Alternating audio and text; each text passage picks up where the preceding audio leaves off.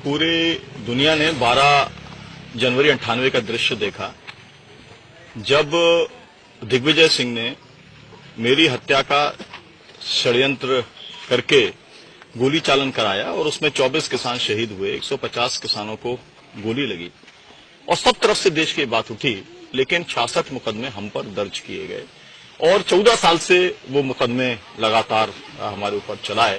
हमने देखा कि फर्जी मुकदमे बने, फर्जी गवाहियां हुई और कुल मिलाकर के 14 साल से किसान चक्कर काट रहे हैं और आज हम फैसले का इंतजार कर रहे हैं। लगातार अतिवृष्टि के चलते मध्य प्रदेश के अन्य जिलों की तरह मुल्ताई में भी किसानों की फसलें नष्ट हो गई थी। गेहूं काला पड़ गया था। किसानों के साथ साथ जानवर भी भुखमरी के कगार पर पहुंच गए थे। कर्जा बढ़ गया था। चारों ओर बीमारी का आलम था। नष्ट हुई फसलों का मुआवजा पाने, फसल बीमा के भुगतान, कर्जा माफी, बिजली बिल माफी, अनावारी तय करने की इकाई बदलने, गिरवा रोग को प्राकृतिक आपदा में शामिल करने की मांग गांव-गांव से उठ रही थी। इन मांगों को पूरा करना तो दूर, नेता, अधिकारी और सरकार के लोग सुनने तक को तैयार नहीं थे। निराशा के इस वातावरण में किसानों ने आत्महत्या करने की बजाय संघर्ष करने का रास्ता चुना। 25 दिसंबर 1997 से मुल्ताई तहसील के सामने धरना शुरू किया। तहसील के 400 गांव के किसान लगातार यहां हजारों की संख्या में आए, धरने में शामिल हुए। तो हमने 13 दिन धरना दिया मुल्ताई तहसील के प्रांगण में धरना दिया। तो उस धरने के अंदर 13 दिन धरना, 13वें दिन में हमारा तंबू तोड़ दिया किसानों का पुलिस ने। आधी रात में पुलिस आई। जेल मंत्री रामजी महाजन जी थे उस टाइम में, उनने पुलिस पलटन भेजी, तंबू तुड़वा दिया, किसानों को मार के भगा दिया।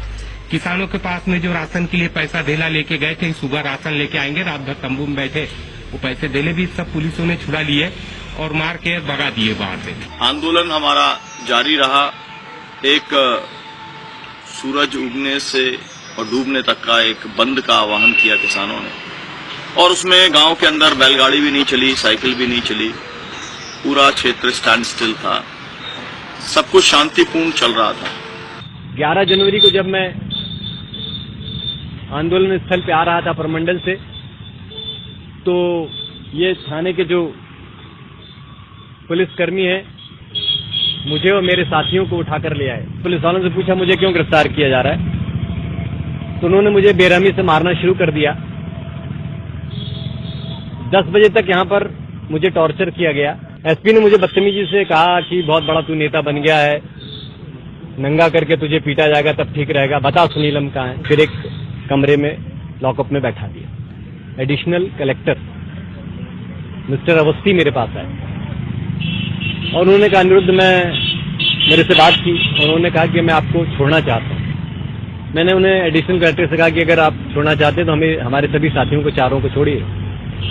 तो एडिशनल कलेक्टर ने कहा मैं एसपी से बात करता हूँ। गए, काफी देर तक की उनकी बहस होती रही एसपी से और उसके बाद जब लौट के आए तो उनकी आंख में आंसू था। रोने लगे, कहने लगे अनिरुद्ध कल ये गोली चलाएगा, ये एसपी कल गोली चलाएगा, लोगों की जान ले लेगा। मैं असहाय हूँ, मैं कुछ नहीं कर। यहाँ करीबन थे 5000 से 10,000 किसान थे।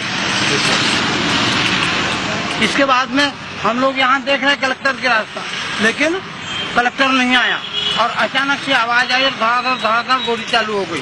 सरकार ने किसानों से बातचीत करने के बजाय दमन का रास्ता अपनाया। किसान आंदोलन को कुचलने और किसानों को सबक सिखाने के लिए कांग्रेस सरकार ने गोली चालन का षड्यंत्र किया। 12 जनवरी 98 को 2.5 घंटे तक गोलियां चलाई गईं, जिसमें 24 किसान शहीद हुए, 150 किसानों को गोली लगी। सभी ने एक स्वर में इस नरसंहार की निंदा करते हुए इसकी तुलना जलियांवाला बाग कांड से की थी। दोषी अधिकारियों पर हत्या का मुकदमा दर्ज करने की चौतरफा मांग होने